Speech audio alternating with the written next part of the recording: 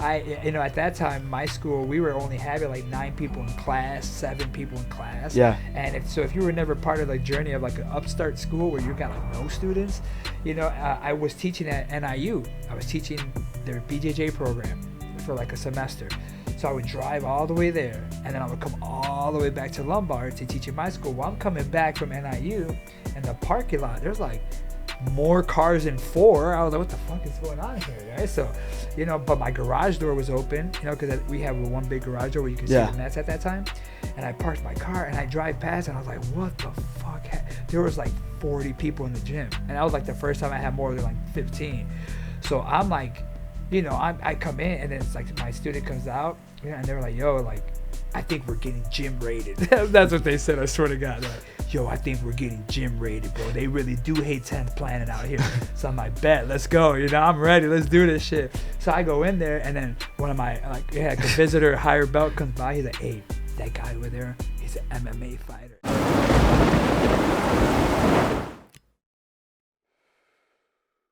Dope. Live, another episode of Adversity Kings. Got Omar. How do you say your last name? Ocasio? Ocasio. It's like Casio watch with the O in front. Yeah. Okay. Omar Ocasio and then Camille Merrick? Yep. Did I say that right? Yeah. What nationality are you? Polish. Polish? Everybody's Polish around here. I swear, everybody's Polish, dude. I'm taking over, bro. Yeah. Let's go. What about you? What nationality are you? Puerto Rican. Puerto Rican? Yeah. Okay, cool. And then, so jiu-jitsu. How long have you been in jiu-jitsu, Camille? Man, I get asked this question all the time, and I think the number goes up and down. Sometimes I'm like, 10, 17. It just depends on what Holy you fuck, mean. that's so Yeah, long. it depends on what you mean, because I've been doing jiu-jitsu with my friends who were fighting at the time way before I even knew what 10th Planet was. So we would go to Bally's, put like yoga mats together, stuff like that. But as far as me actually training under instructor, let me see. So I think I won my first tournament like in 2006. It was like a Naga. So maybe 2005 I started training under an instructor. And then from like maybe that. Where was that out of? That was in Chicago. I was still here. So there was a gym. It was in the city. I want to say it's maybe called Chicago Fight Club or something like that. Like an O Block? It was like it was like on the second floor of some building. And I mean, it wasn't even really open to the public. Yeah. It went through like 4 owners. I mean, it was weird. Yeah. So I started there, then that guy left, and then I was kind of like gym hopping around, and that's all I ever did until I met Eddie. And then you went out to Cali. I packed up Full my car, committed. drove to LA like a dummy. Yeah, that drive's horrible. I left thinking I was going to find a place to stay in 7 days. That's what I thought. Yeah. Legitimately, like, I sat there. I was working at Children's Memorial Hospital at the time, and I was like, I had been doing all these like police applications. I was trying to be a cop. My uncle, is a sergeant for Aurora, and so I just got like family and friends that were in this. So I'm like, I like physical stuff. Like that's the only thing I could think of. Yeah. I never thought about jiu-jitsu training. I mean, I was training at that time, but I never thought about like actually being an instructor. And I was like really close to getting into Evanston. And at that time, my wife now, who was my fiance at the time, I'm like, listen, if I don't get in now, I think I'm just gonna pursue jiu-jitsu. I'm just gonna do that. And at that time, it's like I had like like my life went through like weird phases where like at one point I was like doing the church thing, and then I started doing the music thing. It was like, and then I started doing the jiu-jitsu thing. So it was kind of like my life went through like some weird phases. But so I was like, if I don't get in, like I'm just gonna move to LA and train under Eddie Bravo, because I was like watching his DVDs at that time. And man, sure enough, I think there was like 5 people left in the process or something like that, and I didn't even get the chance for that final interview. They just like sent you a letter like, oh, sorry, try again. So I legit took 2 weeks off. I packed up my wife's Hyundai Elantra, packed our shit, and I drove to LA with one of my students who's now teaching with me, Danny. He drove with me to LA, and I mean, what was the game plan? I really don't know. I thought maybe find an apartment and then put our stuff there, then fly back. That's what I thought. It didn't happen. Parked my stuff in some friends' like garage and flew back with no place to stay yet in LA. Yeah. So that's how it was. So what'd you do to make money if you were training jiu-jitsu the whole time? So when we moved out to LA, me and my wife legit only had maybe like $2,000 in our account. Yeah. With no jobs secured. And we were like moving into some married couple's house that we had not even like spent more than 2 hours with. Yeah. So we land in LA, we get, dropped off to this, this couple's house. They opened the door, and so we were living there. The idea was we would live there for a month for free, and then they would, we could find a place to stay. Yeah.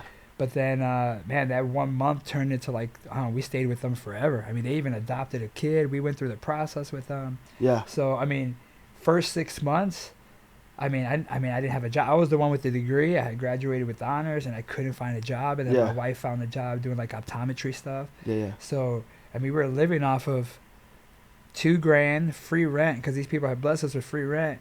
And, that's how we were just getting by. And then I just went and got a membership. Yeah. First day there, Right under Eddie Bravo. Right under Eddie Bravo.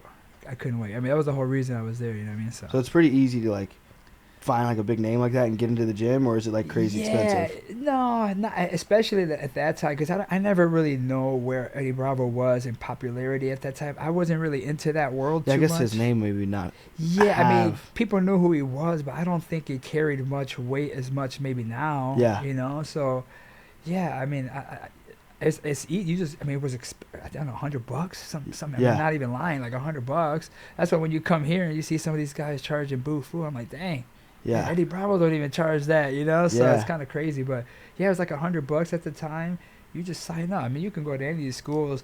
I mean, do they all like do they all teach these classes? Probably not. You know, but Eddie does. I know Cobrini does. So a lot of these guys do. Especially, I think out there they all do pretty much. So. What about you, Camille? How long you been training? I would say probably around 2 years. 2 years. 2 years or so. I mean, with some breaks in between because of injuries stuff. Or military. Yeah. What branch are you in? Army National Guard. Army National. Okay. So Green Beret. Green Beret. There's some Army guys that work here. Like 2 guys just got out of the Army. Nice. And so, did you grow up in Chicago? No. Where'd you grow up? So I was born and raised in Poland, actually. For real? Yeah, I came here when I was like 15. What brought you here?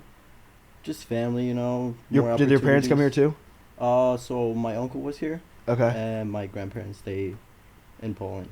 Okay, so are your parents back in Poland still? My mom passed away when I was 4, and my dad never took care of me. So damn, this guy real dad. Yeah. That's the Maury Povich. Hey, yeah. We live in, baby. Yeah, both my parents went to jail when I was young, so I stayed with my grandparents. My dad never really got out. He actually got out when I was like 16, but I just saw on the news that he might be going back for like life. So who are you closest with then? Grandparents? Your uncle? My uncle. Does he do jiu-jitsu? He did. Actually, he did. I always just have like this, like, maybe it's like kind of racist, but it's like, I feel like all Russians, like, whatever, just everything over there. Yeah. If I hear like any type of that accent, I'm like, yeah, they probably like already jiu-jitsu, started like training. You know what I mean? Like you watch the Rocky and you're like, yeah, all Russians they come out the womb, whatever, just. Like mostly like striking stuff. Yeah. Back in Poland, not like necessarily jiu-jitsu. Yeah. Or at least I didn't know about it at that time. Yeah. So it's mostly like boxing, MMA stuff. Just little mini bears. You guys all have to like wrestle. Yeah. You know what I mean? Go fight that bear. Pretty much. So, how old are you now? 21. 21? Yeah. Oh, okay, cool. So you've been here 6 years? Yes. It doesn't even sound like you have like a heavy accent though. I learned English in Poland, so. Okay, yeah. So they had English classes over there. So are you in college? Yeah. What are you going to school for? Business and marketing. Business and marketing? Yeah. Yeah. Do you have a quick shout out to do you do like a little social media type of thing where you do like contracts or anything for that? So I do graphic design. Yeah. Yeah. If you need any graphic design. Yeah. Neural design. Okay, so, that's on IG. Yeah, you seen that new Midwest Finishers? Yeah, I was gonna say I'm pretty sure I see you doing all that. So have you competed in your first 2 years? Have you done any competitions? Yeah, I did like 5 or 6. How have what's the experience been like more regardless of the result? It's good to compete. Yeah, you get that experience, and I recommend it to everyone, even like the white belts or just people starting. Yeah, because that's how you get. When did you first compete? After 2 months of training. Okay. I'd say. How'd that go? Not that great. No.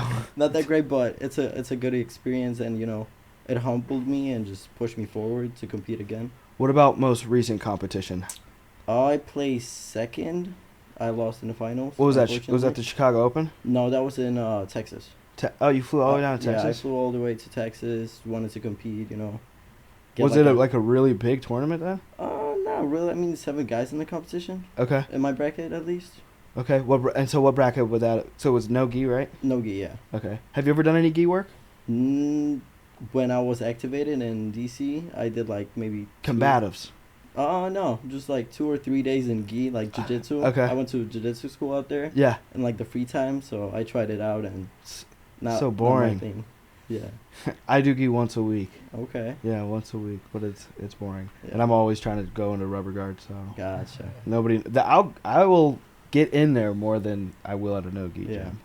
But what about you? Did you do any gi? I've done gi twice, 2 times as a black belt, Okay. but I only rolled with white belts and blue belts. Okay. And a brown belt I rolled with once. But aside from that, it's just a bunch of white belts and blue belts, and not my thing. It's it's just More teaching. yeah. I don't know. I guess I was never a fan of like karate uniform type stuff. I was never that guy. I'll never put on my story me in a gi because I still think it's gay. If I don't know, like if I didn't like get a decent idea someone was doing jujitsu and I saw them in that shit, I'd be like, that motherfucker, he's gay. You know what I mean? I don't know. I just did. For me, it just didn't do it. And like the grabbing, it's like tug of war. And it's just like in the Judo, I don't understand. I feel like Yeah. they set that shit up so easy. It looks like I like watch judo, Exactly. which is probably like more of like the extreme version of the karate. Yeah, yeah.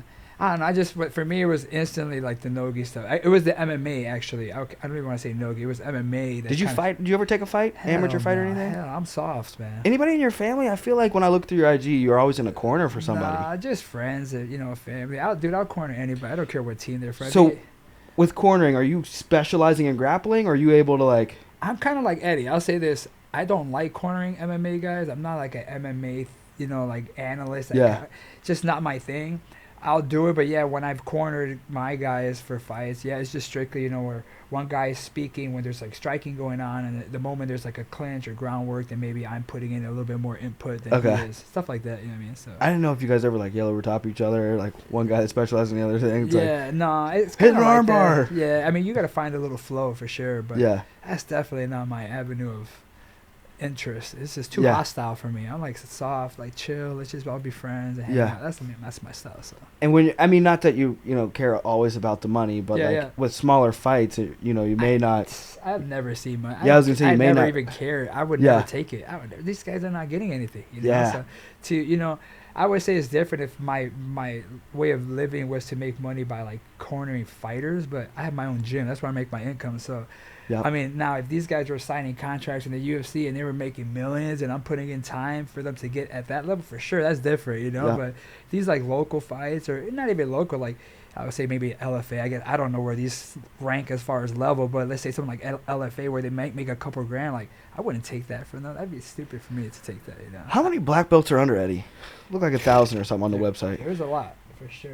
There's a lot, yeah. I think Is there like a ranking of like who's the baddest 10th planet black belt? No, they do like we have like a forum where it's just like all the 10th planet black belts. I was trying to look at it. I found you on there. I was like, oh, that's dope. They have one on there, and I mean they have like a Nibiru warrior, I think if I'm saying it correctly, where like we figure out like who was maybe like the most active or made the biggest impact as far as like on the association as in general. And you would probably measure that by like either your own accomplishments or what your students accomplish. Yeah, like who's got the most champion students. Yeah, or maybe I think one time, I think Gio won it a couple times actually, where maybe I think it was the year where he tapped out Eddie Cummings. Like there's no way nobody was gonna beat him out if he won that year. I can't remember if that was the year he won, but I'm sure it could be like winning those big matches that kind of put us on the map. At that time there was this big like TDS 10th planet thing, which was like not even real. So yeah. Now, did you grow up in Puerto Rico? Heck no. I grew up in Chicago. Okay, yeah. I grew up in Chicago. My parents did, but I grew up in Chicago. What did your parents do?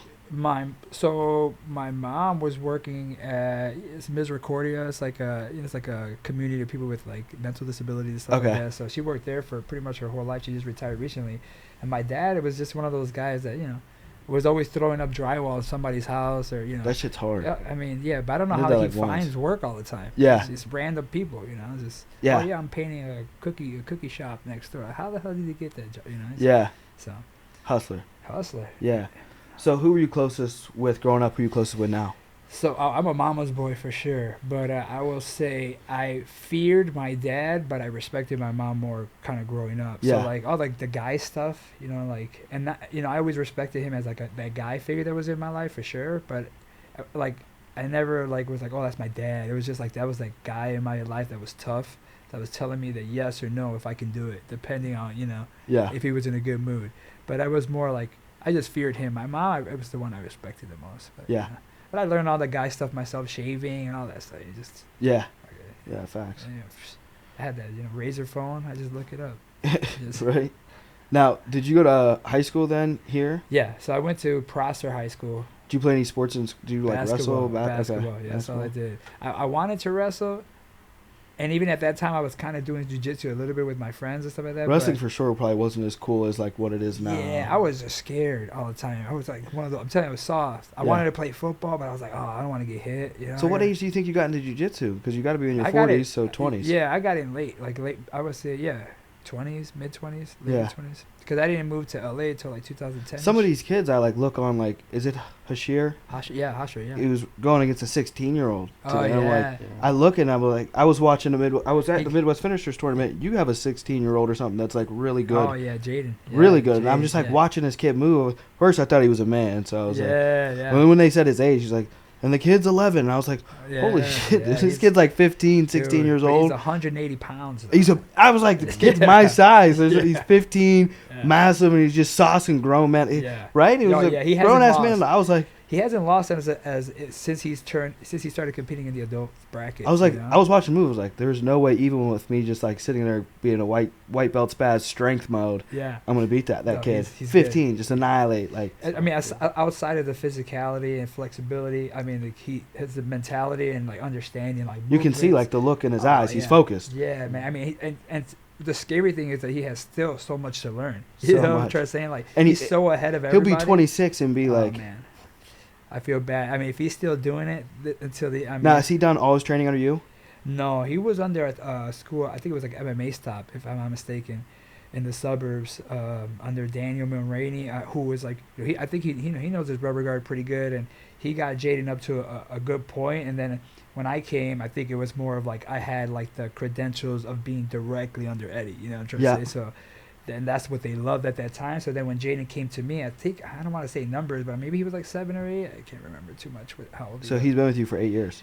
Yeah, have I been? I don't even know if I've been around for 8 years. Have I been around for 8 years?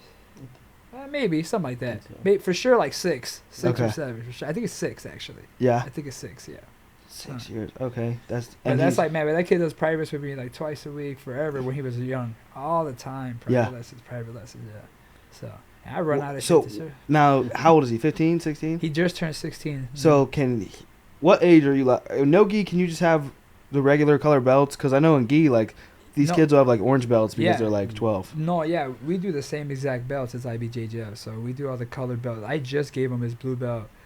I think for the holidays. That's like not even fair. He looks like a brown belt. Dude. Yeah. I was like, well, I like watching him. I was like, that kid's nice. I mean, and he hates rolling with teenagers. He likes to roll with like men, you know. Yeah. Because he likes to do the whole thing, you know. He doesn't want to do like he wants to do leg locks and yeah, you know. So I mean, he's doing good. As long as he keeps his head in the right place, he's good. Which for the most part, he's seems focused. He's I feel like always focused. Does he like want to make a career out of it? I feel like he's like that's his level of focus. It looks like. Yeah, and I think that's my goal too. Sometimes it's like it's nobody. People think you can make a ton of money in jiu-jitsu. You can, like owning gyms, but it's like not too many guys. They'll be fooled by Instagram. People have been making it look like it's like luxurious. So I feel like only Gordon does.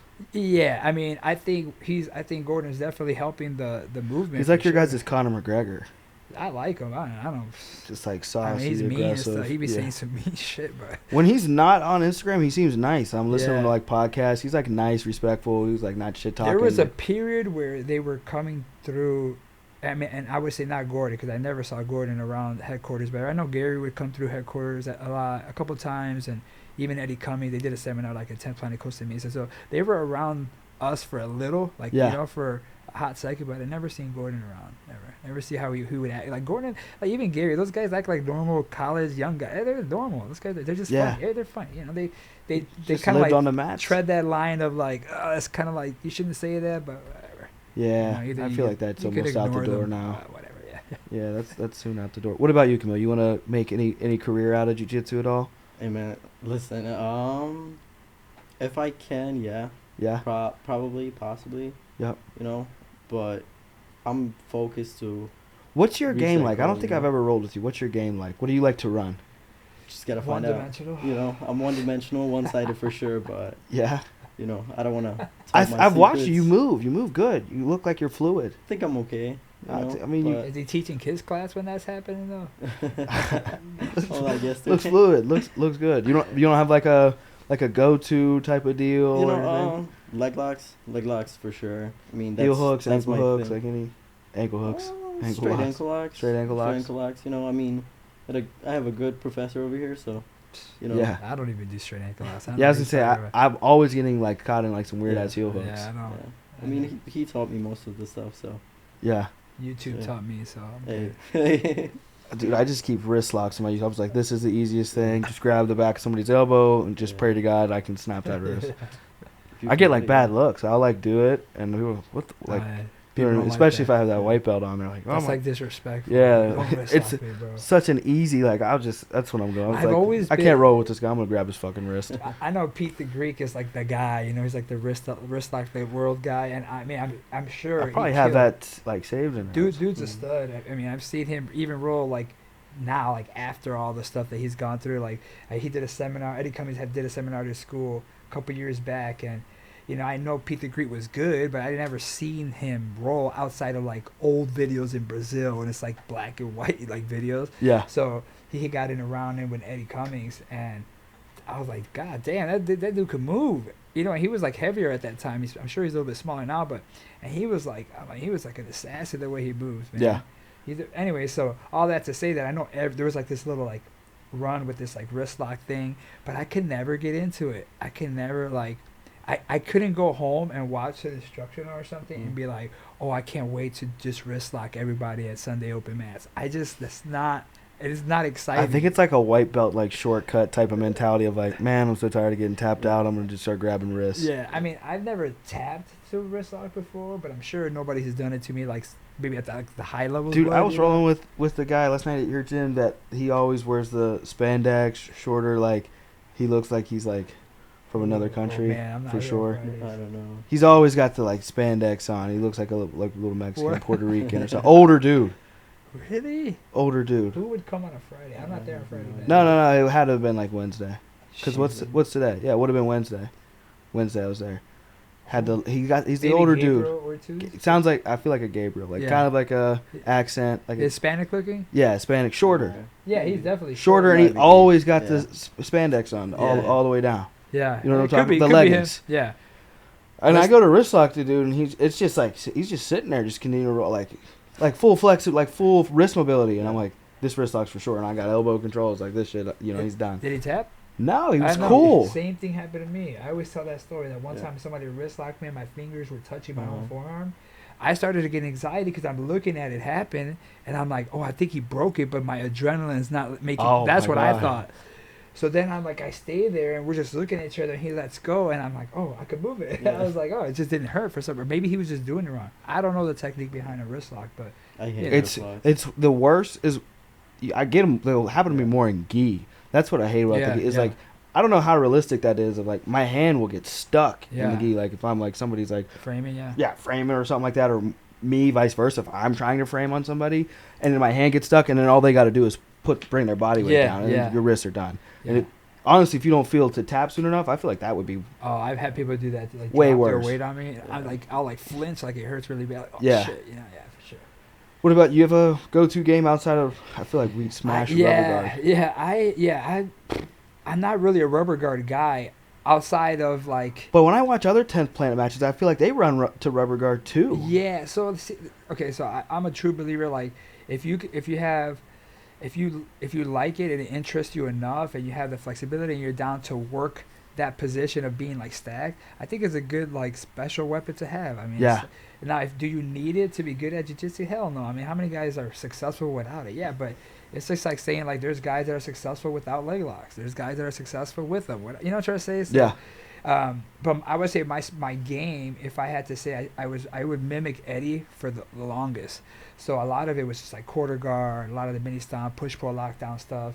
So and then it came from my lockdown being very good to where like I would hit a lot of electric chair sweeps, and then from lockdown I know I can get to full guard. So then I would use my lockdown entry just to get to mission control, and then at that phase of my life I got addicted to the full guard. Yeah. So I would say then after the full guard, I got good. People started to run, and then that's when I luckily entered that phase of the leg lock stuff. And then when people would try to run away, then I would attack the legs. So if I had to say what's my specialty or what's the thing that I like the most, is the stuff that I suck at the most.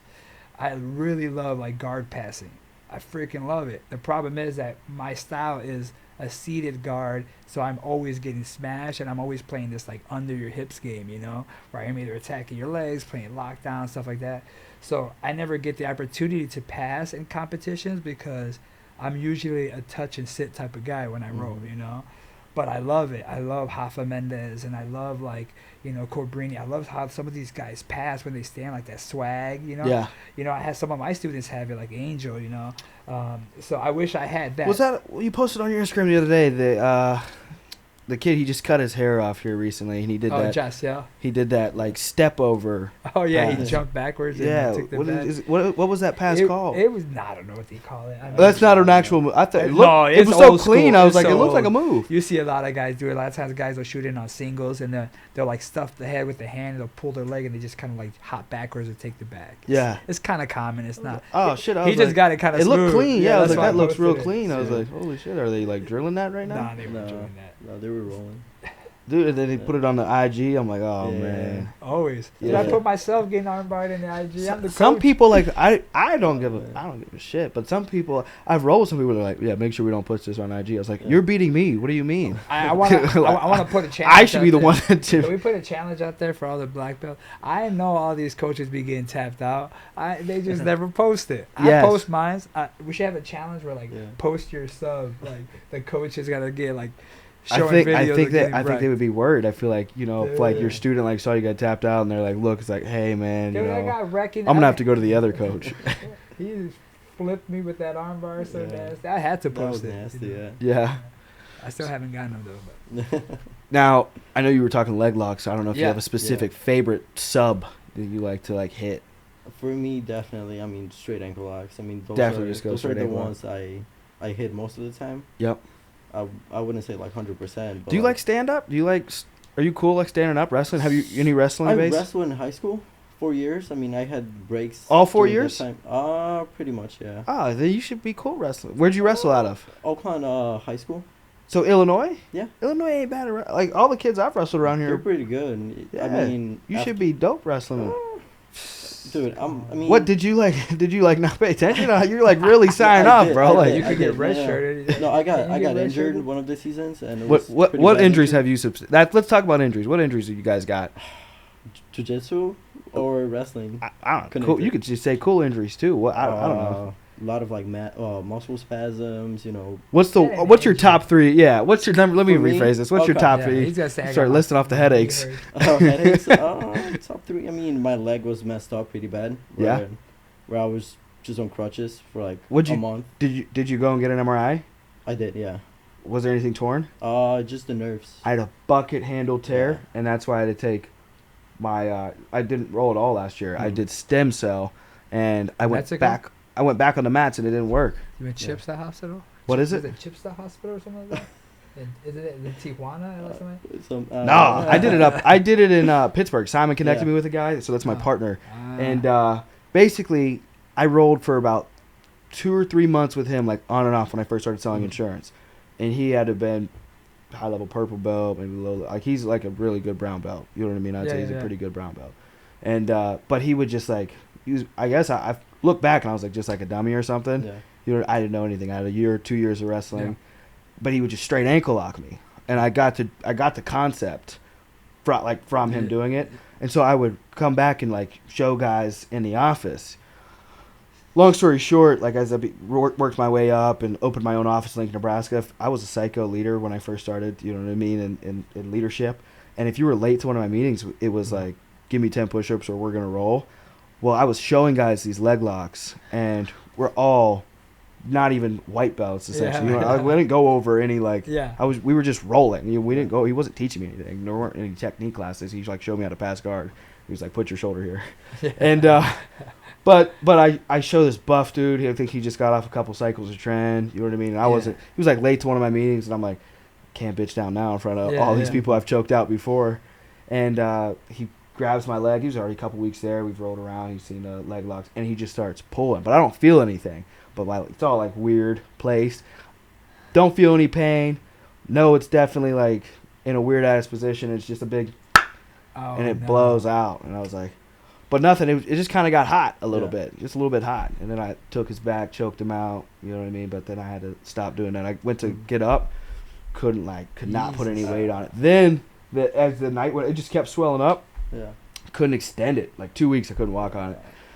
Let that go for a little bit. Then I moved up here when we partnered. So this is almost 2 years ago, and I started like gi training. I gi trained like a month or two right before I snapped it, and then that was in Lincoln, Nebraska, and like I think there was like one jiu-jitsu gym in the whole state. It was probably in Lincoln, but there's good wrestling there. Yeah. Jordan Burroughs is Nebraska, right? I don't know if you know Jordan Burroughs. Yeah, I know. Yeah, I was gonna say y'all. I'm not that bad at Yeah, I was gonna wrestling. say y'all gotta know who that is. I know all the ones on YouTube. Then I came up and met Alex at UFC. He trained with him a few times. Went to do a straight ankle lock, like step over, because apparently if you sit back in the gi and you don't get the submission, you lose points. Yeah, it happened to me at Worlds, but yeah. Yeah, but even no-gi Worlds.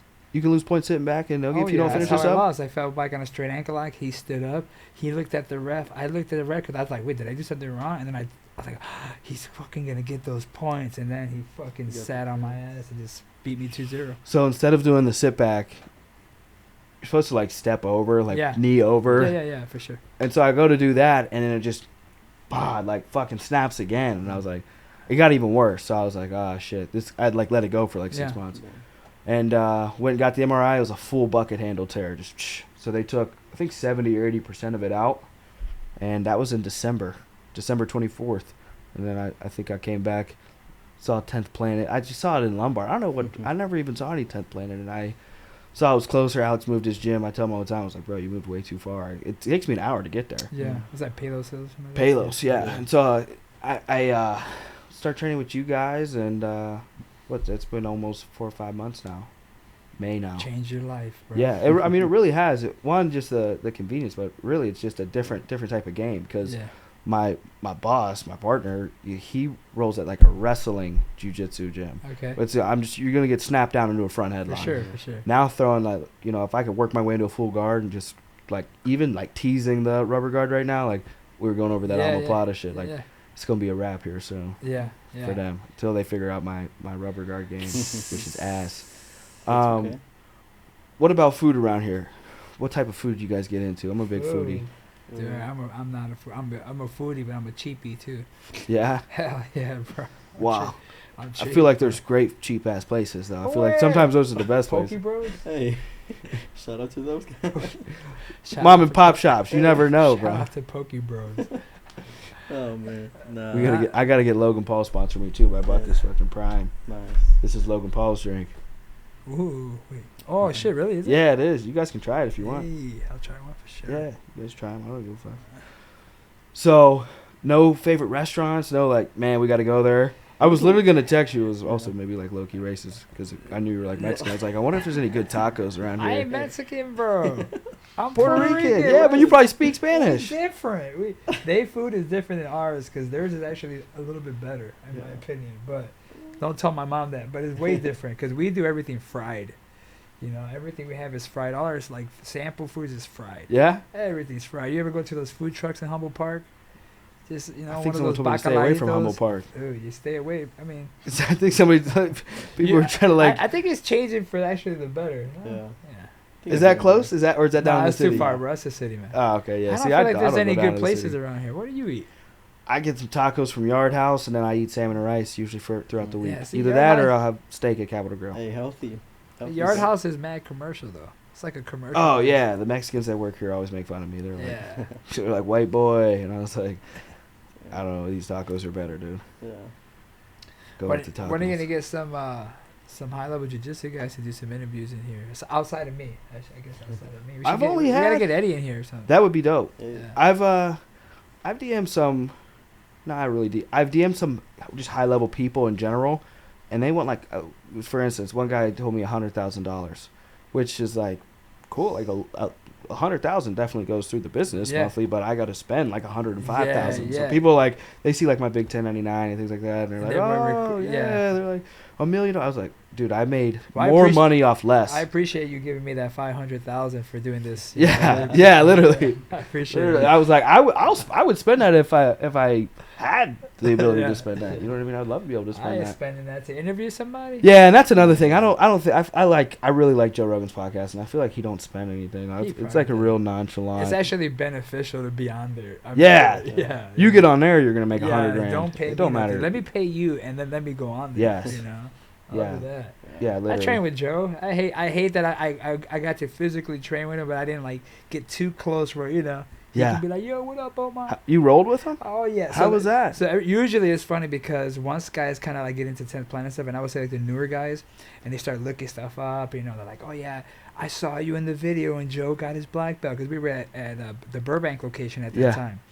And so that day, and I wish, man, and at that time I wasn't into recording, like videos at Yeah. that time. Like I would have recorded, like now where I am, I can say all this stuff on podcasts, but there's no proof, right? I can Yeah. lie all day if I want to, but like all my roles that I got with these like high level guys, and like even like Joe, Yeah. like those were like good roles. And I just remember, I think I want to maybe not exaggerate, but it was like an 8-minute round. I don't know if Eddie was doing 8-minute rounds at that time, and Eddie was like, "Oh, Omar, I want you to roll with Joe," and I was a purple belt at that time. But when he said that, being there already like a year, every time he says that, I'm like, "Oh, he's gonna promote that guy. He wants me to roll. He wants him to roll with me." When you went to what belt were you? I was no belt, I was nothing, white belt. For real? I was a white belt, and again, I like to like fact check stuff. So I think I was there maybe a month, and then I got my blue belt, Yeah. and then maybe couple months after that. But you're under- living on the mat. Oh yeah, I was training like 3 times a day. And how long are the training sessions? 2 hours?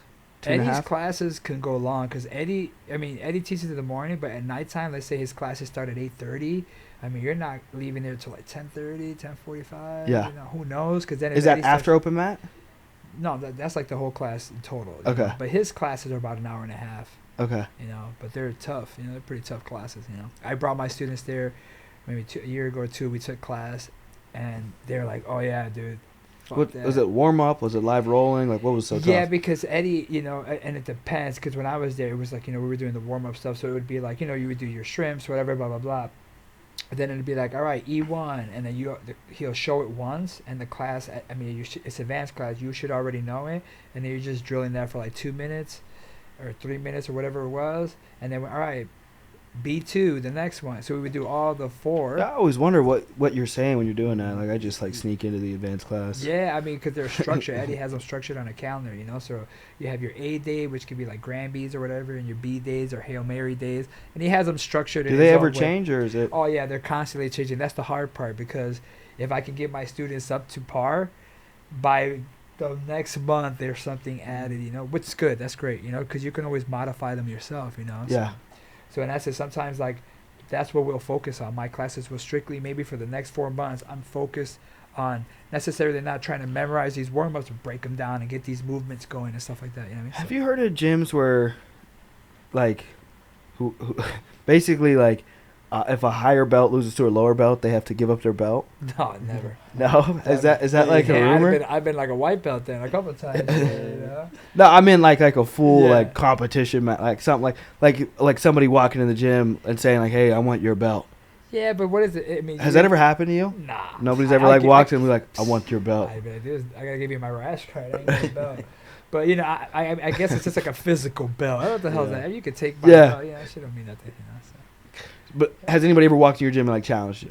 No, I remember one time when I first opened up, and our first location, I can see the gyms doing that. Like Well, now I'm thinking about like walking over to like gym drama. Like, dude, hey, I'm gonna go fuck you up in front of your students. Yeah. Well, check this out though. At that time, my school, we were only having like 9 people in class, 7 people in class. Yeah. And if you were never part of the journey of like an upstart school where you got like no students, I was teaching at NIU. I was teaching their BJJ program for like a semester.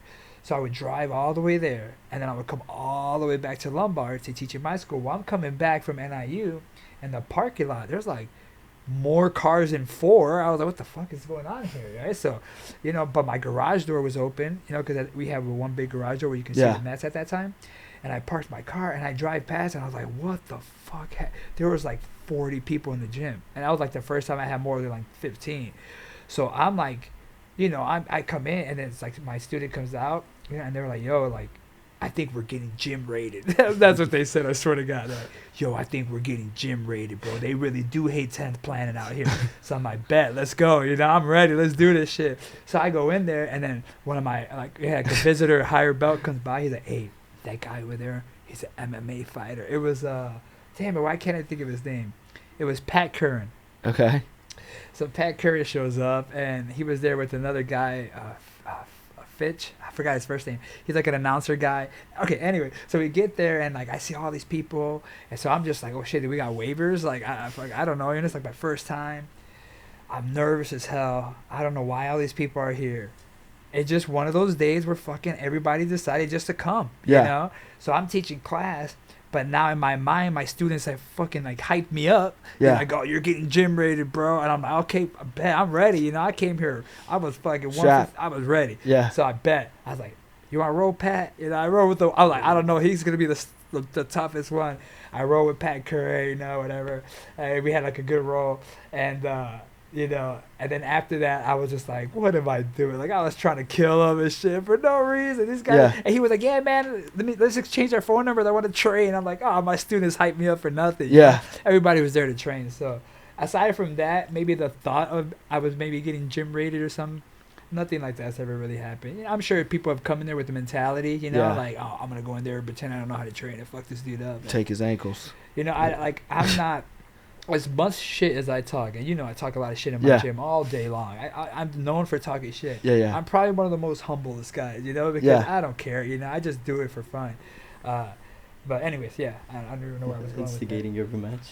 Instigate everything. Hey, it brings value. You got to market yourself in the fighting world. There's no money in there. Eddie would make us roll, so Eddie would be like, all right, Omar, you're gonna roll with Camille. Everybody, take out your phones. We're recording it, and everybody would bust out with their phones. I got videos of this. That's dope. People would just bust out with their phones, recording match, and because Eddie thought that it would bring out that anxiety. Yeah. The problem is like that room was like intense. Yeah. Because like everybody's like, yeah, you're my boy, but Eddie might make me fuck you up, bro. I might have to do this. Yeah.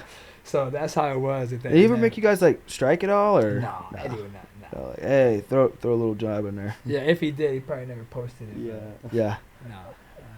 So, what's kind of like the vision with the gyms? More gyms? Nah, I opened up 10th Planet Naperville thinking I wanted to open up like multiple gyms. Because, man, when I came out here I've never been a part of this culture of jiu-jitsu from Midwest. Honestly, I did a year of it, and it was like with my friends at the American Top Team guy for 1 year. That's the 1 year that guy came in at that school. And then outside of that, I moved to LA, and I was always a part of the culture over there. How long were you in LA? Like 6-7 years. So you got your black belt in 7, 6? No, I got my brown belt 7, came back here, and then Eddie gave it to me that following year.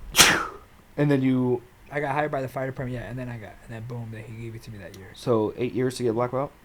About 8. And so he flew out to give it to you? Yeah, he came. I flew. How did he like deem you like worthy? Did you like? I don't know. I think when he said the speech in my school when he came, he said that he wanted to give it to me before I left, but he just thought it was more special for me to get it in my own school. So cool. Yeah, that was like that's what he said in front of the. How many of his black belts go open up schools? I'm gonna say a lot, but I'm sure a lot don't.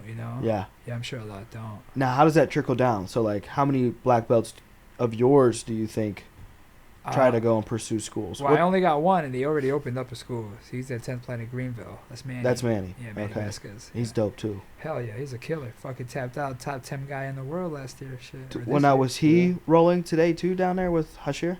No, No. he wasn't down there. It was just Hasher. No, Yeah. they both like the buggy chokes a lot, right? Yes, I fucking hate it. You don't like buggy? I hate it. That's not a part of like 10th Planet's game. But I'm starting to see like, okay, yeah, I better learn it, or I better learn how to defend it, because like it's clearly working at the highest level. Yeah. You know? So it's like, you don't have to like it, but you better address it. I mean, just recently there's this body lock passing frenzy that's going on right now. And Why? so- Why is that so big? Like, I mean, I think it's when anybody has success at the highest level with any move. everybody wants to run. Yeah, you want to learn the thing that's working right now. So I think that's what it is. You know, locally, I know you had Jeff here recently, and Chris Wojcik I don't think Chris Wojcik had competed at the trials when Jeff was here. I think he mentioned on your podcast that he was going to be doing ADCC trials. Yeah. And then now that's when Chris ended up taking fourth in the trials, which was fucking crazy. You know, And the trials were in Europe, right? Yes. Oh. No. The one Because here. he's been in Yeah. Europe. Yeah, the He's one here. been, yeah. That was recently. Okay. Yeah, the one here, and he took out guys that most guys probably would have checked Chris off. So what was my reason of bringing him up? Body lock. Oh, body lock. Yeah, that guy fucking assassinated everybody with body lock. So now, I mean, not just him, but a lot of people are killing with this. So because I am the way I am, I'm like, well, I don't want to learn body locks. Mm-hmm. I want to learn how to kill that shit. Yeah. And then that's why in my school recently, rubber Yeah, guard's we coming saw. back. We've been fucking around with how to kill it, and Yeah. I mean, I'm sure we haven't figured out everything, but I'm that guy that I'm thirsty like that. When I see people like winning with stuff, I'm like, ooh, how do you kill that guy? Yeah. And I'll start fucking making my guys do certain things, or What would you have done in Tonan's situation? I just think he seemed a little off for some reason. He did not. You think he's been training too much MMA? No. Could that offset your jiu-jitsu? I don't know, because he's like obviously at the highest level, and I'm sure I think if I had to make a guess, my personal guess, I think that Gary probably underestimated. I think Gary never. How old is this Rotolo? 19, I think. I think it was 19, but I don't think Gary thought he would get tapped. I think Gary thought, oh, I'll get into bad positions like I always do, and then I'll win. And I think now, if he had to do the rematch, he'd be a total different person, guaranteed. But let's see how long it takes for him to get that rematch, because by the time he gets that rematch, who knows how much better this 19-year-old kid's gonna get? You know? I don't know. I always I don't know the answer to this, but I always say, is there a max that you can get good? Is there? I mean, because if there is a max, I can't see Gary getting better outside of just, he gets better in a different area, but then he loses the other ability that he was doing at the time. How does that work? I don't know. I mean, maybe there's like scientific thing. And at the highest level, like, how relevant is like strength? I think it matters. Because then it's like, if you guys are both at the highest level, now it's like it goes back into the other variables. Yeah, How yeah. strong are you? How fast are you? Yeah. Is that how that works? Like when you're rolling against guys that know, like, I'm sure you put that shit on like a basic map and you cancel shit out. Yeah, if your techniques like equal in a sense, then it goes to, well, who's stronger, big. I mean, styles matter though, because Yeah. I will lose to guys where I'm just like, my blue belt will smoke them, but why am I struggling? It's just styles matter, Yeah. So it's always hard to say, but that's why there's ADCC and stuff like that. Those are the things that ultimately like get you your guy that everybody's gonna be like, that's the best guy. Right now it's Gordon, obviously, right? So, now, do you agree with Gordon being the best? yeah, that's obvious. Who's your favorite? I would, if I had to choose competitor, Gary is my favorite for sure. So Gary you were told- heartbroken then too. For I was sure. heartbroken, but I love jiu-jitsu, so I was like, Who's I was the like black- happy that it was like the Rotulos and it was like their thing that they do. It's like, it's just like for them, for their career, it's good. Like they're young, so Yeah. now he gets to. Is that reap their this- game? Is the Dars? They're a darsing. Yeah, they dars fucking everybody, and now buggies as well. So is that what we're gonna go over? Is like how to like beat Buggy. the Dars? No, I mean we could beat the dars. I can't beat the Dars. I don't know. I don't know I'm if it's. I don't know if it necessarily you beat the dart, but there's definitely a lot of like preventative stuff that you do that you can do to kind of like minimize how tight he can even get that. So a lot of times, like because I play a half guard game, I felt my fair share of darces, Japanese neckties, all that stuff. But now it's rare where I'll ever get caught in like a darce, or something like that. It's not. Yeah. I'm not that easy to choke for sure. If you're gonna tap me out, it's probably gonna be other shit, not choking me. Yeah. I mean, not that I haven't been choked for sure. I have. Fuck yeah. Yeah. Well, so who's Gary's black belt under? I fucking don't. I don't even know. No idea. I'm not even in it that much. No. Dang. I don't know. I know Gordon's under Gary for sure. Gordon's under Gary? Yeah, I think that was Gary's student, if I'm not mistaken. I'm not the freaking guy to ask. I got students of mine that are like hardcore, like they know all the ins and outs of everybody's. Yeah. Fucking. What about you, Camille? Who's your favorite competitor? Gordon. Me? Oh, Gordon. I think. I That's mean. not me? Hey. Fuck. Yeah, and I was gonna ask you like who's your overall favorite guy, and I was like, I bet he says his coach, like He Eddie. needed to say fuck. No, Eddie? No, dude. But I've seen Eddie compete. Yeah? That shit changed my life. Was it Fuck. nuts? The Metamorph, the second one he did with Hoyler, that changed my life. 100%. He won that? I have no Yeah, idea. well, that was where it was like a draw, but it was like, I mean, he dominated the match, Yeah. but there wasn't a winner. Yep. But, inside the minds and hearts of a lot of people, they're like, oh, yeah, Eddie fucking smashed him, What's your favorite type of style of competition? Are you like, do you like to go until submission? I like that. I definitely like the no time limit stuff. It's just hard for people to watch. Do you come up with the rule sets for Midwest finishers? No, I do anything that Eddie does. I try to stay exactly like EBI, the original EBI. So it's like 10-minute rounds, 3 EBI overtimes, submission only. That's how I do it. But when you go into those overtimes, why do you go into submission positions already? It's just because that's the whole point of the match. We're trying the submissions take precedence in sub only tournaments, right? So Yeah. you almost like put them at the end zone. It's like in a football Okay. team, you're like, all right, guys, now you get to start at the 20-yard line or the 10-yard line, and Yeah. I get to start. We'll see who wins. So you shoot for who can get the quickest sub, and if there is no sub, or who could get the quickest escape, and then you add it and you subtract. Is it the best rule set in the world? No, fucking there is none. Unless you're gonna do no time limit, there's really no perfect rules. But I like the fact that the competitors get to kind of like control it more than like 3 people sitting in a chair who train under a school that's probably affiliated with that guy that's competing, and he maybe sees something different than that person. It's like so I don't know. I'd rather have the competitors do it, where it's like, oh yeah, he didn't sub me, but I escaped a little bit faster. Whatever. At least you did something for that win. What do you guys think about Gordon and Pena? Oh yeah, that's going down. Didn't he beat him twice already? Yeah, He did twice. yeah. But it was point stuff though, right? And then he took his bag. Points and a rear naked, I think right? so, yeah. Did he tap out Gordon? Oh yeah, right. I can't remember. did. See, I don't even. I know think that you shit. even told me that. I don't remember, dude. I swear to God, I don't keep up with that. Do you know who Pena's under though, black belt? Don't even know. Do you? No. I have no idea. Okay. Wagner did a seminar in my gym, Yeah. and he fucking scolded me for not knowing like the lineage. Like he was like, "Do you know your lineage?" That's when I started to get challenged as like a martial artist, right? Because I love jiu-jitsu as like the sport, and I like this. I love the fighting, but in my mind, is never engulfed, and that's because Eddie's really not like that, and maybe he's not like that outwardly to us. Yeah. But I've never been like the like the fucking samurai guy, like Yeah. like the Like people don't have to whoosh. call you like doctor or professor on the mat. Yeah, like when people come in and they're like, "What do I call you, professor, master?" I'm like, "Yeah, call me master. That'd be cool as hell." But I'm like, "No, just call me Omar." Like Yeah. I've never been that. But when Wagner came and he asked me that question, we were having like a good conversation, and we were just like giving each other ideas about the gym business stuff, and he was just like, "Yeah, so like, do you know your lineage?" And I'm like, yeah, it's on my wall in the gym. He goes, "Yeah, but do you know your lineage?" And I'm like, shit. And then he was like telling me his, and I'm like, damn, like I probably should like pick up one of those like jiu-jitsu books, Yeah. like with the cool like logos, and just like read the shit. I probably should. I Yeah. suck it. I probably won't. Yeah, I was gonna say I couldn't but see you yeah. getting into that. I just wouldn't- hate I that wouldn't it- get into it. I just, like, because, like, when you get, like those old school guru guys, when you ask them that question, and they're like, oh, yeah, Carlos Machado is my uncle's sister. I wish I could say that. Yeah. I don't know shit. Yeah. I just love jiu-jitsu. My goal, honestly, and I know it's, like, corny, but, like, when I came here, I just felt like the jiu-jitsu here was just, like, okay. It was a good, I mean, I know there was good competitors, so it's not, like, an insult to the guys in this area.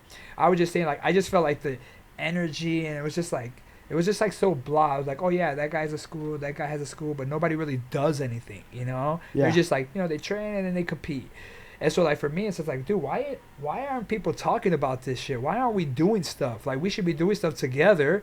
And then when we fucking compete, we compete. Like why aren't we? So like when I first moved here, I was like going to gyms and shit, like trying to like find out what community I was gonna be a part of, and it was very like, where'd you train at? Oh, you're a brown belt under Eddie Bravo. Oh, it was like very like robotic. Oh, sign the waiver. Okay, this is a beginner fundamentals class, and it was just like this is whack. Like this doesn't feel normal, like natural. It felt like very like this is, you know, like it was like somebody graduated with like their doctoral degree in business administration, and then they created jiu-jitsu school and they made it very like robotic. Yeah. You know, and it was just like, why isn't this more like, why is it somebody being like, what's up, bro? Like, Yeah. why is it like so like fake? So I mean, I went to a bunch of gyms, and you know, for whatever reason, I was just kind of like, this is not my style. And just, so when I opened up my school and I started to like get students, and it gave me the ability to think. That's what Midwest Finishers came about. I mean, and like I just want to change the flair, you know. Like I Yeah. started doing open mats, and even like the open mats at first, people kind of like were like, dude, you should be charging people. Like, why are you letting people train for free on Sundays? I'm like, dude, let's just have a party. Yeah. Where everybody goes. Now we're doing fucking acai bowls on Those Sundays. are the best. I started bringing them to my office. Bro, we're selling like cookies. You know, one of my students lives Yep. at Baked by Liz. She be selling cookies. My wife now is getting into like making these like organic soaps and shit. Dude, like, and I'm out here like, hey, you got a business? Hey man, if you want to sell some shit, man, you know, if it's gonna do good for the community, sell it at the gym. Don't give me, ain't nobody give me nothing. You know, Yep.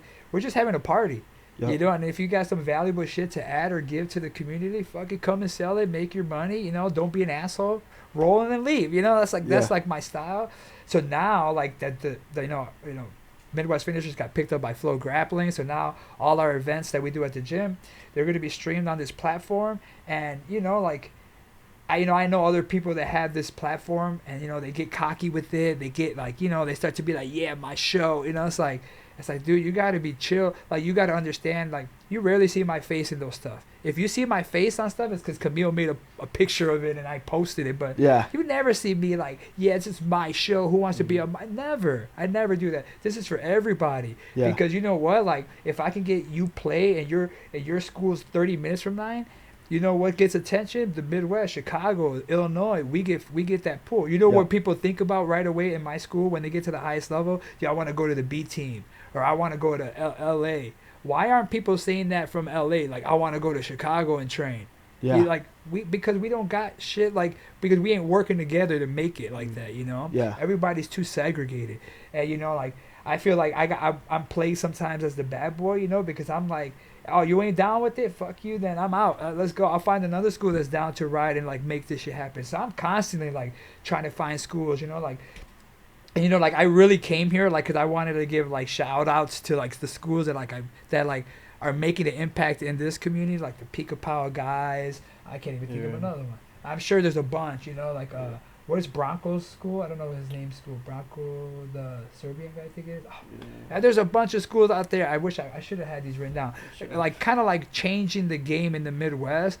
And like, man, I do not see this competition, man. You know, like Jeff got a school coming. Like, I'm just excited at what's coming. And I always tell people, like, man, like, if people ain't down to grow it, I'm telling you that I will not stop, like, fucking, you know, doing shit, you know. Yeah. At least not in the Midwest. Somebody gonna have to beat my ass and tell me to get out, but I'm gonna do some crazy shit. And like, we have to do this if, like, because I just feel like the ball is rolling for jiu-jitsu as far as, like, It does seem like it's picking up. And it's like, if we don't capitalize on it, Midwest and Chicago is going to get left behind, and it's going to be always the West Coast and the East Coast. You know what I'm trying to say? Yeah. And there's some, you know, the Daisy Fresh guys are killing it right now, so that they're a big help for the Midwest area. You know what I'm saying? But who else? You know, who else? You know? And now, are they down south Illinois?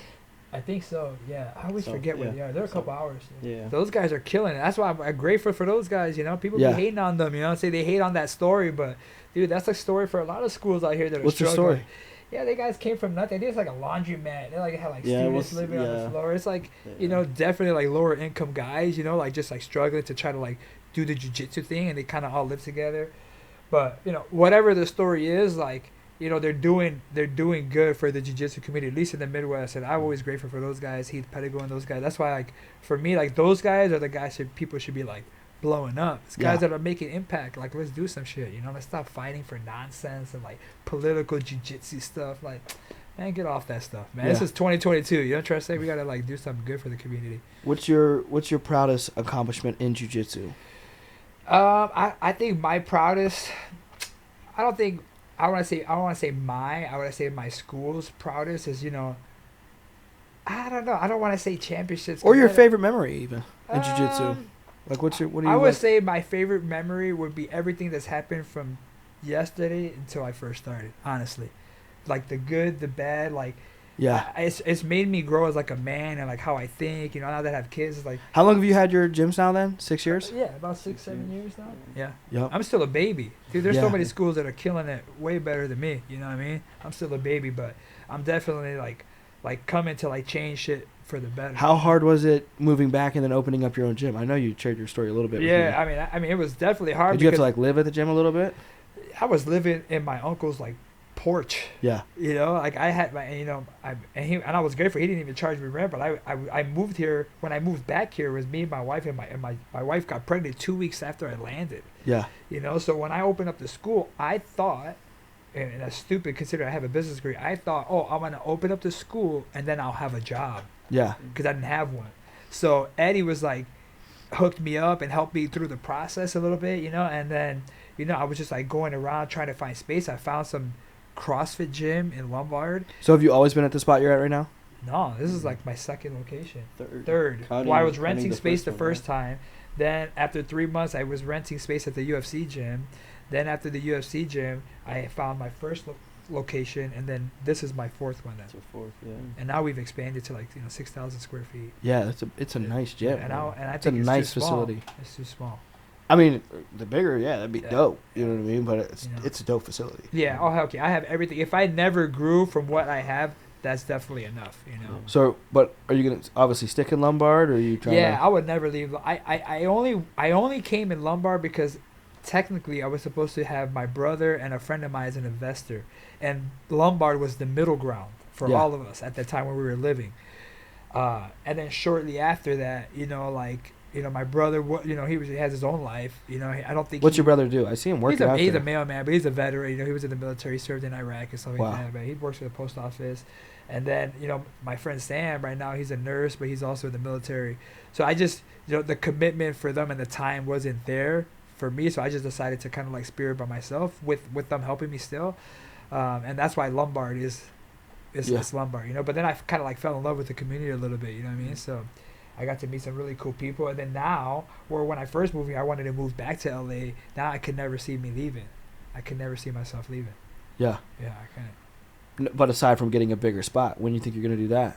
I got to be here 5 years. But I think if I was to do that, it's going to be a game changer if I was to do that. I think it's not just a bigger spot. It's going to be a whole new ballgame. Like the, do you ever watch Rob Dyrdek Fantasy Factory? Oh, yeah, I like that. The Jiu-Jitsu Factory. Yeah, dude, but I don't got Dyrdek money. I know, that'd be insane. That'd be nuts. You gotta jump up to what this one gym tried to charge me when I first moved out here. It was like $800 a month. Yeah, I should start doing that. You should do $800 a month, plus you have to buy the mandatory, like, dude, it was like a mandatory outfit. Dude, I had like my assistant call, and they were like, she came back, she's like, yeah, it's $800 a month, and you have to do a mandatory outfit, and you also have to like come in to learn how to like talk to them. I was like, I almost like considered like not doing jiu-jitsu anymore after I heard that. I was like, if there's people out there like that in this fucking, like, I've never heard nothing so insane. When people find out how much I charge, they're always like, what, you're way undercharged. I'm like, yeah, but I'm good. Like, I'm good. Yeah, dude, I was like, I better learn how to like become Iron Man. Yeah, you know what I mean? I was like, every time somebody comes like, you really charge them? Yeah, dude, I've had people be like, dude, you should charge more. I'm like, I'm good. I'm good. Trust me, I'm good. I'm good. People don't, especially now during these times, I bet you people are regretting that they charged as much as they do. So. But yeah, I mean, to each their own. If people are willing to pay it, and that's the value that they value their stuff. I mean, I value my knowledge at $1 million an hour, but I'm only going to be able to charge what people are willing to pay. You know what I'm saying? So, I'd rather charge a little and have a lot of people to be able to do jiu-jitsu with, and try to squeeze every penny I out. would say, yeah, McDonald's probably does better than a lot of these big steakhouses. Yeah. I mean, they got 1 or 2 shops. McDonald's is like everyone can fucking. Yeah, afford but McDonald's got a shitty product, not me, bro. Yeah, yeah. Come on, man. McDonald's got a decent product. If you get it within the Yeah, first the 5 hash minutes. browns are Yeah, good, the hash yeah. browns, dude. What about you guys think? Now Gordon also goes against Galvao, right? Andre? Yeah, Didn't he I- slap him? Yeah, that's messed up. Yeah, I mean he slapped him. I don't even know. Look, I'm pretty sure if Gordon slapped a lot of people, most people won't do anything. I'll just close my eyes and swing for sure. Yeah. He'll probably beat my ass, but I swear to God, ain't nobody slapping me. Bro. Yeah. Hell no. But like, is he just gonna beat you in jiu-jitsu or Nah, like? he'll probably beat my ass. I'm sure he can fight, man. Yeah. People get it twisted like that dude ain't big as hell. Yeah. He can knock somebody Wait, out. what sure. weight is? What weight? He like has to be like 250-ish. Yeah. Fuck, I Over don't know. 200. He's big as massive, shit, bro. dude. Yeah. Because I've taken a picture with Galvao before, Yeah. and he's massive. And from what I hear, he's bigger than Galvao. Mm. So if he's bigger than Galvao, or at least when I met Galvao, he was fucking huge. There Now, was no reason his hip bone has that many muscles when I like put my hand around him. It's like, God damn, dude. now, Gordon messed his stomach up from. You probably don't pay that much attention to Yeah, it. somebody said steroids. Antibiotics, something like that. Somebody said, well, I think the rumor is like he messed up his stomach with steroids. That's like the obvious like attack that he'll get from people, but Yeah. I think it's just like some stomach thing that it's like was like really hard to find. Yeah. Yeah. I have a stomach issue. I just went to the doctor yesterday. But you can't like digest. They said I have H. pylori or something like that. Supposedly, like 50% of the population has this thing, What? but what not is every. it? It's like some virus in your intestines, and it's like has a tail and it has like these little things, and it's like sticks there, and I don't know if when it gets fucking mad, it makes me shit, Oh, okay, I and didn't it know. gives me if- like nausea all the time. Yeah. That's why when I be rolling, I be gagging. That's why when he started saying this stuff about him like having nausea, I'm like, holy shit, I think I have this thing that he Yeah. has, but I'm sure whatever he has is probably way more fucking intense. Yeah. Because he has like surgeons and shit. I just got Yeah. my local doctor who wasn't even a doctor. She's a fucking nurse practitioner. No offense, but damn, Yeah. give me a real doctor. Now, were you in? You said you were in a medical field.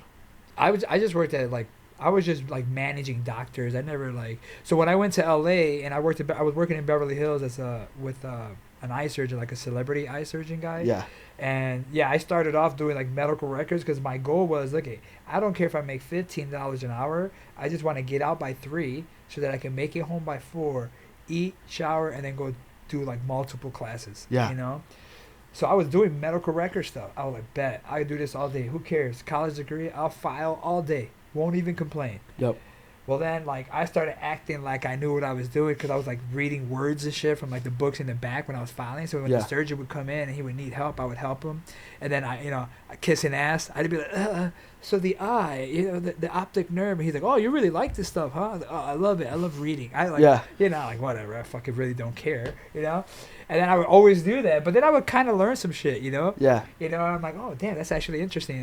And then I would actually ask questions, and then sometimes I was just, like, kissing ass. Yeah. Swear to God, one day the manager comes in. She's like, "Oh, the doctor wants you to sit in and watch him do eye surgery."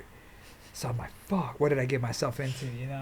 So I fucking get in there. I get scrubbed up, fucking mask, and he's doing eye surgery, and then I'm like, oh, "Okay, cool." I'm like, "Whatever." Right? Maybe he just thought that it was cool for me to see it. Good experience. I was happy, right?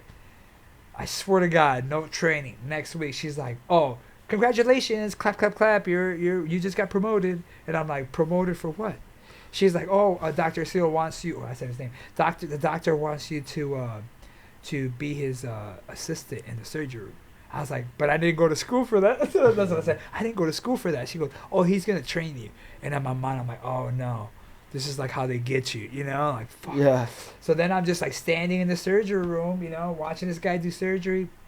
And then, he started like, we were doing like LASIK stuff, because he would do everything, like cornea surgery, all this type of surgery. He had like different surgery floors. So I was in the LASIK floor, and so I would have to like look at the charts. And these are celebrities, like like basketball stars, like LeBron. All these guys are coming in here having eye surgery, right? So I have to look at the file, and I have to type into the laser the numbers. Yeah. Right? So if I fuck up, you're fucked. Yeah. You have this guy coming from medical records to type in some numbers. And I think, anyways, I did fine, right? The problem is that they weasel your ass into the next level. They're like, oh, the guy, because there's 2 techs. I type in, the other guy hands the instruments. the guy's sick. You need to do this, and you need to hand instruments. And this, this doctor's left-handed, and celebrity surgeons. Yeah. It's like how like you open the door for like stars. Well, you hand instruments without him having to remove his eyes from the thing. So you have to like put it in front of his face, and dude, I'd be like this, trembling, like. And then he'll look at me, he'll give me a dirty look, and I'm like, oh shit, this guy's gonna have a fucked up eye. And I was just like, oh man, it was stressful, bro. Migraines every day. So that's the medical stuff I was doing. Jesus. No experience. And you did that here or in LA? That was in LA. Yeah, but okay. when I worked here at Children's, I was working for ophthalmology, so I had like eye experience. Okay. But I did everything I've ever done was in the health field until I got hired by the fire department. Then I was working for Skokie Fire. You know what I mean? Okay. And yeah, so. Now, what do you guys like to do outside of jiu-jitsu? And what do you do for work? Graphic It design, works for me, military. bro. Just the grappling designs? Yeah, military. graphic design. Grappling dummy, full-time grappling dummy. Full-time grappling dummy. I mean, mostly like military stuff too. Yeah. I mean, just recently got back from drill too. So. What's your military job? Is there like jobs in the Uh, military, right? Yeah. So, I am a truck driver, and Okay. that's like my main MOS. Like a manual or is it automatic? We have automatics. Trucks. Which one do you do?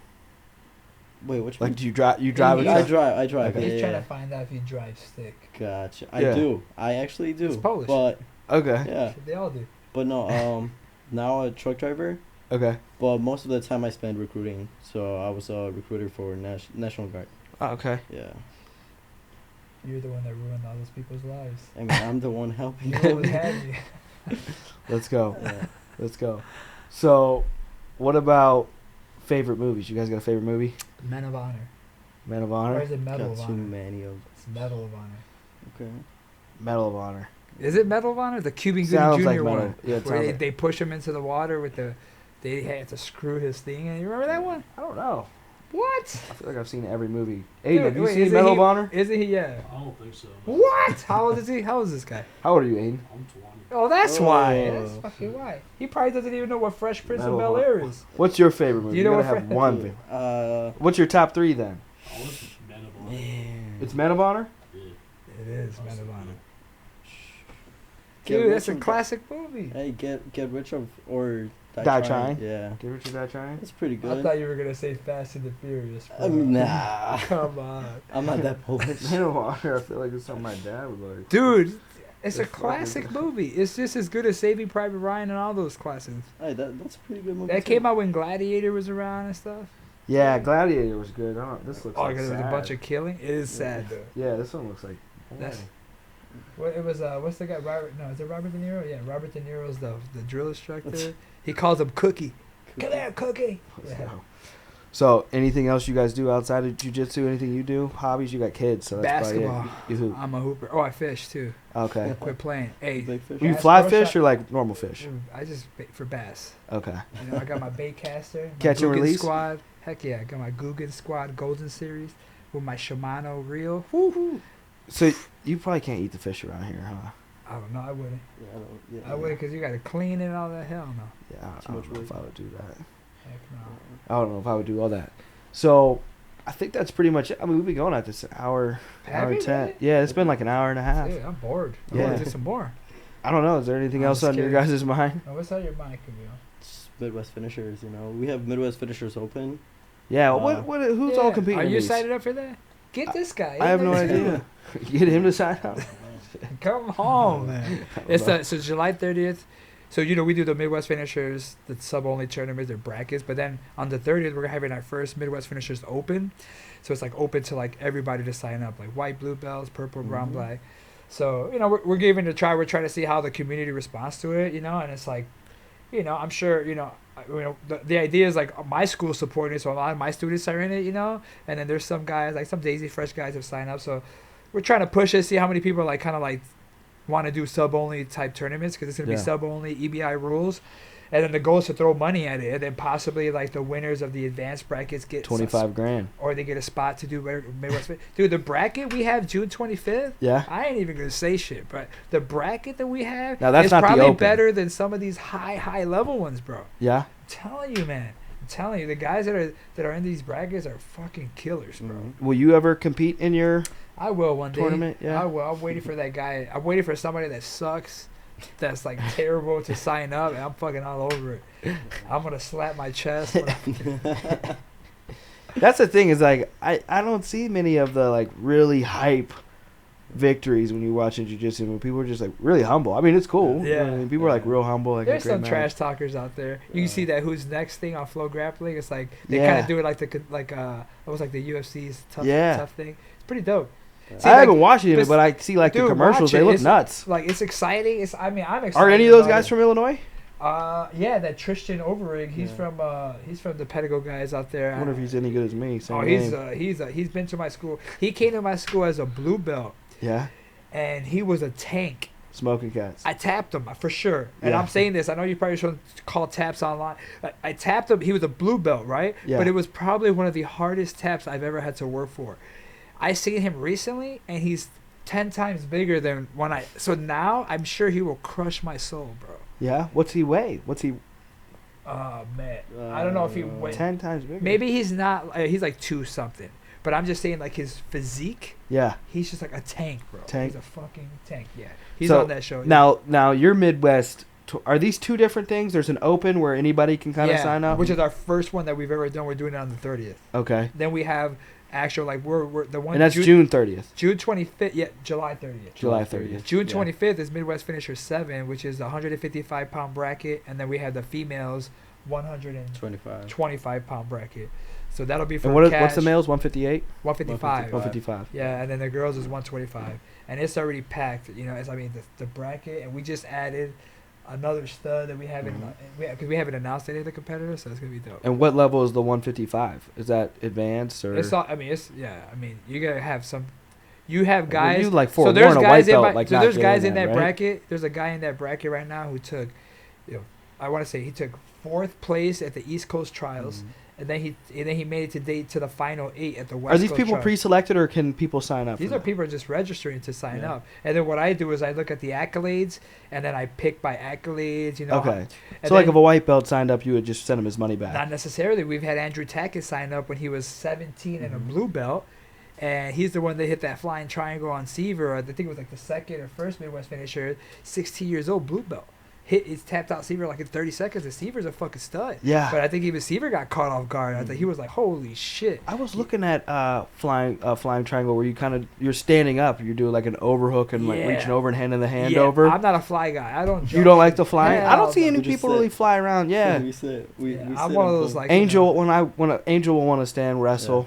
You know what Yeah, I mean? yeah. But not many guys want to stand. Nah, now I feel like that's changing in our school at least. It is changing. It is You got changing. the- A lot You of got the guys Kyrgyzstan wrestling guys right now, wrestle yeah. all day with you. Yeah. You know. So. Yeah. Yeah, they'll wrestle a little bit. So you guys got anything else going on? That's it, man. Just a bunch of competitions. You Yeah. know, we're running 10th Planet Naperville, 10th Planet Lombard. You know, trying to travel. We got Worlds at the end of the year. We got some big Where stuff. you guys going for Worlds? Have you been announced where it's at? I don't think so. Who's competing? A lot of the guys. We were in IBJJ for the first time last year as Yeah. a team, and we had. So some do you guys- feel like is it like a wrestling tournament? Like do you guys feel like a bunch of weight classes? and Nah. What for the IBJJF stuff? yeah. Yeah, we could. I mean, we've only done it once, and we had only like 7 competitors, but we brought back like 5 medals. You know. So, Damn. And that was our first time representing. Where was that? IBJJ. It was in Texas. Texas, yeah. You So guys this like year we're competing doing down it in again. Texas? Huh? You guys like competing down in Texas? I mean, there's a lot of good schools out there. There is. There's a lot of good competition. I heard to get into Donaher, you got to have like purple belt or higher, just to like go train. Yeah, I don't know. Interesting. Have you guys ever ran into schools like that before? Like, Nah. hey, look, if you don't got a purple belt, we can't let you in Yeah. here. I mean, I understand why for sure. But, Yeah.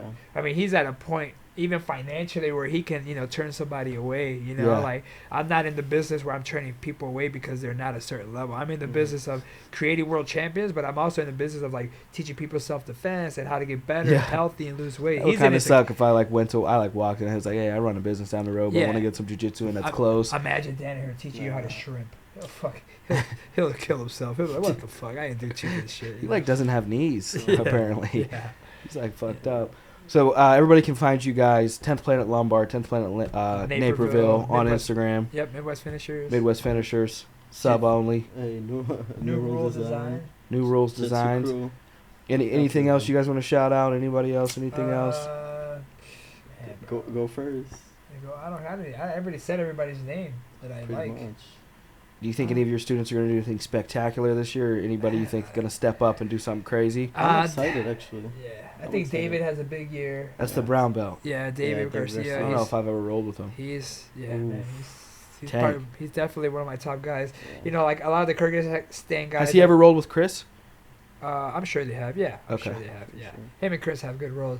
I know the Kyrgyzstan guys usually lead the group as far as the competition, but because they're all focusing on MMA right now, Yeah. they haven't been competing. So the school right now is not as hype as we always are at the beginning of the year. Yeah. But I'm okay with it because we're like in a building phase right now. That's why we're laying low, you know. Yeah. So, you know, you're gonna see, man. Release it's some gonna be, demons in the third and fourth Dude, quarter. it's gonna be crazy. Jaden's starting to come up. You're starting to see some of my Come up. purple- I feel like he's like a black belt. But now he's with the adults now, so Yeah. you can't hide anymore. You know, Tristan. So Yeah. I I haven't know. rolled with him. I feel like he like stares me down. I'm like, that kid's about to come over here and fuck me up. yeah, there's I like look away. Yeah, there's a lot I'm of like, good I'm matches. about to get tapped out by the 14-year-old. No, he will. He's tapped me out. I say. But there's a lot of good matches that I'm looking for my guys. You know, like David. There's some matches. Even there's some local black belts. I don't know. David's a brown belt, and I mean he could be a black belt at any time. But I would like him to get some of these matches with some of these like local black belts. You know, Yeah. I feel like When should people start competing? I always tell. I mean, I have a lot of students because of how we teach. I have a lot of students that want to compete early because within a month, as a white belt at my school, you're probably already kind of rolling. You probably kind of already know what a straight ankle lock is. Like you kind of already are like doing stuff at my school at least. Yeah. We don't do the whole like you're level 1 hip toss guy now. You can do a we don't do all that crap. You just do jiu-jitsu. You're just learning jiu-jitsu. So at my school, people like Camille, we got a lot of guys like, do you think I can compete? I've been training for a month and a half. And I'd be like, well, you know, let me see how you roll today with people, and I'll let you know. You know, and they roll, and you know, even if Camille gets his ass whooped when he had asked me, like, but it's not even that bad, I'd be like, yeah, dude, just jump in. Yeah. You think people are gonna remember a fucking white belt tournament? Nobody's like, dude, you were a beast when you were a white belt. Nobody. So why would you tell a white belt don't compete unless you just don't That want them is to true. get hurt?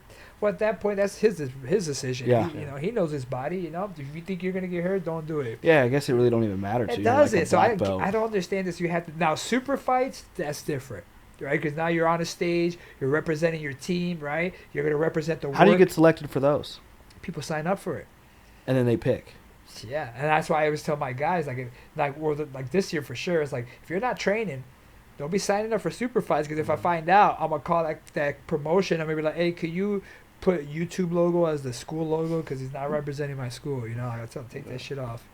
You know, so now it's like, you know, because the goal now. Have you ever had to do that? Never. Okay. But there's been some of my guys recently that are like competing and they're like really not training and they're still doing well. So Yeah. it's, but that's not the point. You know, the point Yeah. is like you should be training because like you want to be at your best too. You know Yeah. what I mean? So yeah. So but again, I always tell people it's if they're gonna compete and they're willing to like understand that they can get hurt, but I say just do it. Gives Yeah. cares. You know, yeah, maybe it's a bad experience, but whatever. I mean, I don't know. It's not. People think about that shit way too much. As long as you don't die. Yeah, dude, who cares? Time goes by so fast. Have you man. ever seen anybody not come back from getting choked out? like die? Yeah. No. I put this guy out like 2 weeks ago on accident. Yeah. Yes, I From thought I what? killed him. I had him in a mounted triangle and I'm talking and I'm like sitting on his like bouncing on his face like making a joke in front of everybody. Yeah. And then I let go. He's like pulsating, like vibrating on the floor. I'm like, oh shit! I just choked this guy out. Yo. Okay. Would And you then- would you just grab the feet? Somebody else did. I was just Somebody else. staring at him. Aaron. Yeah. And then the next day, somebody else, because he didn't want to be my grappling dummy. So then I'm like, somebody else jump in. And then I put that guy to sleep on Good accident. Oh hell Fuck, no. yeah. I'm a, But it's a it's a good well, move. feel me. I'm but tapping the hell out. Yeah. I don't know if you would be able to actually.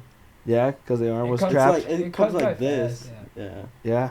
Once he locks the triangle, Yeah. man, it's over. I can't wait. I'm about to destroy my whole company. Nobody really rolls that hard So except for I'm my gonna partner. train this dude right here behind the scenes. That would be the worst Yeah. thing. So like, I don't bring any jiu-jitsu back to the office yet because I'm gonna wait until like You're I'm really- way further ahead. Yeah. You know what I That's mean? messed up. 5 months from now, where I'm like a year, 10 planet ahead of everybody. I'm going straight back to choking everybody the hell out. Because I hired an amateur fighter also in Lincoln, Nebraska, and he started tapping me out too. Oh really? Yeah, like a blue belt, and I was just getting murked in front of my office. You know what I mean? So it's like took away. You go roll out mats and stuff. Yeah, I bought mats. This Oh, guy's nice. crazy. Yeah, I bought mats. We used to bare knuckle box when I was a field trainer. That would be like a purple belt or something, like teaching the white belts how to go out and sell insurance. And I had this one kid, and he had a drinking problem, and I let him stay with me. We grew up together. And he'd wake up, and I'd be like, hey, let's go work out, get our minds right. We call it mind, body, and spirit. You know, it's kind of like part of the sales call. It's like get your mind, spirit, and body right before you start your day. And he'd have a Bud Light and be like, all right, let's get our MBS in. He means let's fight. You know what I mean? So I was like, I'm not going to let him talk to me like that in front of my other roommates. You know what I mean? I'm trying to build a business. I'm like, all right, let's go fight. And we wouldn't completely swing, but it was like 30, 40%. Each other, you know? And you'd swell up. If you don't wear a mouth guard, you just swell up. I'm all black, purple, bloody everywhere. And he wasn't doing any jiu-jitsu, so I would just take it down. Jiu-jitsu, when you're hitting somebody down low and you have any type of gloves on, is way different. It's not like, especially when you're ultra white belt. You absolutely know nothing. Now you throw gloves on. Way different story. Getting punched in the body is the worst thing in the world. Punch in the face, I would take that all day. You know what I mean? Unless it was from like Kamaru Usman or like Francis Ngannou. $1 million? Yeah, probably not. Yeah, I ain't doing that shit. I ain't got nothing else. I don't want to hold you guys anymore. No, man, I appreciate it. This was dope. Oh, yeah, dude. So, shout out 10th Planet, That Lombard. guy. Shout out A-Dog. Yeah. Dude, that's another thing. Imagine, you know, love you, Aiden, but imagine like Aiden, you know what I mean? I walk in, just tapping everybody out. That'd be awesome. You know what dude. I mean? The movie dude tapping everybody out. Who's that guy? Oh, it's the, you know, nerdy podcast guy. He's just tapping the shit out of everybody. Just walks out with 2 bitches from jiu-jitsu. When are he gonna get interviewed? I want to know about that guy. I always think of like, when did Joe Rogan interview like Jamie? Did he ever do that? Or no? I haven't ever seen him interview Jamie. I was like, I got to do a podcast with Aiden. Nobody cares about you. Yeah, dude, I got to do a podcast. We're moving offices, so we'll do it in there. It's gonna be we're gonna do a bigger setup. Nice. This is cool. No, it's kind of hot and like stuffy, but I want to be able to like smoke cigars. You got to get something where like the guys at the Grapplers Union podcast. I mean, they don't do it anymore, but they used to have like this piece, like a mat. It's like the square piece, like when you buy a lot of mats, they cut one in half for you, and they have it up on their wall. And anytime they would have somebody come and do a podcast, they would have them sign it. It'll be dope. Yeah, it was pretty dope. But obviously, theirs is all grapplers and stuff like that. I'm just gonna buy a black belt and pretend to be one and just challenge black belts. Yeah, you should right live on my podcast. You got to get a belt in here, like a like a podcast belt. Oh, like a champion, Yeah, like a just WWE have it on display, podcast bro. belt. Something we can take pictures with. Be like, That'd I be was on hard. the podcast. Like, ugh. We got the lion, dude. The AK. I'm gonna get you guys hoodies before you dip. That's dope. Yes, sir. All right, you, A-Dog. man. We're good. Peace Thank out, y'all. Woo.